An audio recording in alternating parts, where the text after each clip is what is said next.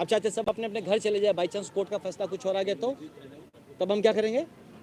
आप इसको दिखा के मतलब ये भी तोड़ना चाहते हैं। ये सब होल्ड में है, वेट एंड वॉच में है। ये जो गंभीरता से लगे हुए इस बात को, इसको इतना हल्के में ये एमएलसी साहब लोगों को बोलिए कि ना उड़ा दें। ये होल्ड में है, वेट एंड वॉच में। अगर ऐसे हल नहीं निकलेगा तब अब इसका होगा राजनीतिक अब शंखनाद। अगर वो उसके बाद हो गया तब देखिए राजनीति क्या कहते हैं। अब इस मुद्दे पे भरपूर राजनीति होगी, दबा के राजनीति होगी और इनको हल दिला के छोड़ेंगे, न्याय दिला के छोड़ेंगे।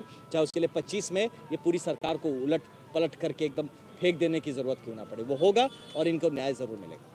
और अगर आपको लग रहा है कि आखिरी जो रास्ता है राजनीति से जाएगा सत्ता पलट के लिए, तो क्या आपको लग रहा है कि आप लोगों ने कुछ जल्दीबाजी कर दी कोर्ट जाने में? थोड़ा और वेट करना चाहिए था? नहीं, ऐसा कुछ नहीं है। हमने सफिशिएंट टाइम दिया है, करीब 15 दिन से ज़्यादा ही टाइम दिया हमने को कि आप इसका हल दीजिए। वो नहीं कर पाए तो कोर्ट जाना पड़ा। स्पेशली इसलिए कि कुछ लोग थे जो कि प्रोसेस को नहीं समझते हैं कोर्ट का, वो थोड़े से क्रेडिट लेने में, चाहे जो भी हड़बड़ी में सुप्रीम कोर्ट सीधा पहुंच गए, जिसको supreme court, honourable supreme court ने यही कहा कि भैया आप ड्यू प्रोसेस से आइए।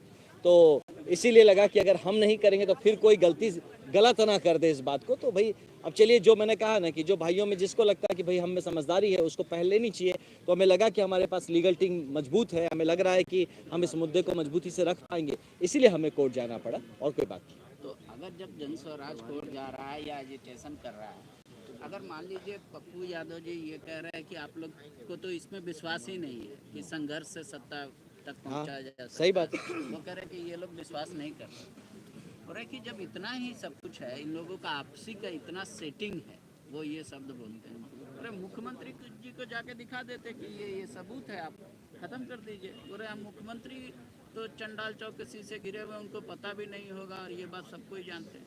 वो आपको एक तरीके से प्रेजेंट कर रहे हैं कि ये एक्चुअली बी टीम है जो एग्रेशन को एक डायरेक्शन देना चाह रहे हैं। उनको बोलिए ना कि उनको सब समझ में आ रहा है ना। आपको ये समझ में आ रहा है कि बच्चे परेशान, आप जाइए आप दिला दीजिए। वो हर बात पे कहता है मैं 7 बार से एमपी हूँ, मैं ये हूँ वो हूँ, हर बार सुना है मैंने। तो यार इतने बड़े आदमी हैं, आपके होते हुए बच्चों के साथ ये हो रहा है, आप हल नहीं दिला पा रहे तो क्या फायदा आपके 7 बार एमपी होने से, अगर आप ये सोल्यूशन नहीं दिला पा रहे। खाली भगक भग जगह रोने से होता है। हाँ, आपको हल देना पड़ेगा ना गुरु। आप हल दिलाइए और ये सब बेकार की बातें मत करिए, फोकस करिए। हम साइड ले रहे ना, आप साइड मत लीजिए, आप फोकस करिए, हल दिलाइए।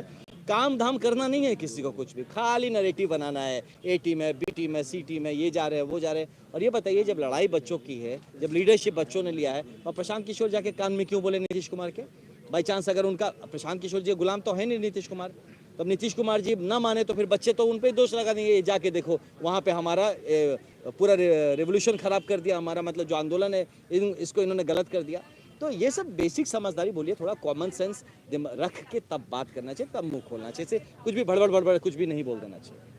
कई लोग कह रहे हैं कि आप तो आईपीएस रहे हैं, बोले आईपीएस बनने से पहले कभी कोई एजिटेशन किया था? नहीं किया था भैया, पढ़ने लिखने वाले आदमी थे और हम एजिटेशन नहीं किए थे। हम झूठा बोल के अपने आप को बहुत नेता नहीं बनाएंगे, नॉर्मल बहुत साधारण घर से थे। ऐसी अवस्था में हम पढ़े ही नहीं कि हमको एजिटेशन करना पड़ा। पढ़े लिखे जब स्कूल कॉलेज में पढ़े, जैसे ग्रेजुएशन करते करते मेरा नौकरी लग गया, भर्ती हो गए, तो अब कहाँ हमको टाइम ही नहीं मिला एजिटेशन करने का। क्योंकि हो सकता है क्योंकि मैं सेंट जेवियर्स कलकत्ता से पढ़ा था, कॉलेज अच्छा था, पढ़ाई लिखाई होता था वहाँ पे। यहाँ जैसा नहीं था कि बच्चों को आप पढ़ाई के नाम पे लटका के रख दिए कि 3 साल का कोर्स 5 साल में, 7 साल में, 10 साल में करवाएंगे। तो इसीलिए हो सकता है मैं लकी था कि मुझे इसका नहीं मिला, लेकिन इसका मतलब नहीं कि मैं बचपन में एजुटेशन नहीं किया तो मैं नहीं कर सकता हूँ। कि फिर बच्चों को क्यों उकसा रहे हैं? हम बच्चों को अपना काम करने दीजिए। बच्चों को हमने उकसा है, बच्चे उकसे हुए हैं, बच्चों को संभाल रहे हैं, नहीं संभालते नहीं आग लगा देते।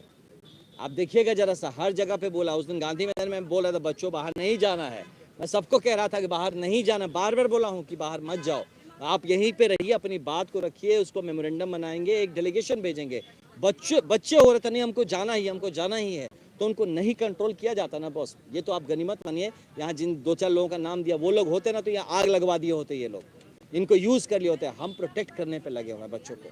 अगर प्रोटेक्शन हम इनको चाहते हैं कि संवैधानिक तरीके से काम करें। आप अभी कुछ भाई साहब बोल रहे थे ना कि 43 लोग अरेस्ट हुए, उसमें से 30 तो आप ही लोग जनसुराज वाले थे, 13 ही बच्चे थे, तो सही बोल रहे थे वो।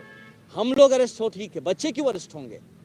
तो हमारा तो सारा का सारा ये जो पॉलिटिकल पार्ट है वो हम बच्चों को उसमें आगे नहीं करना चाहते हैं। तो इस बात को समझिए, इतनी संवेदनशीलता हम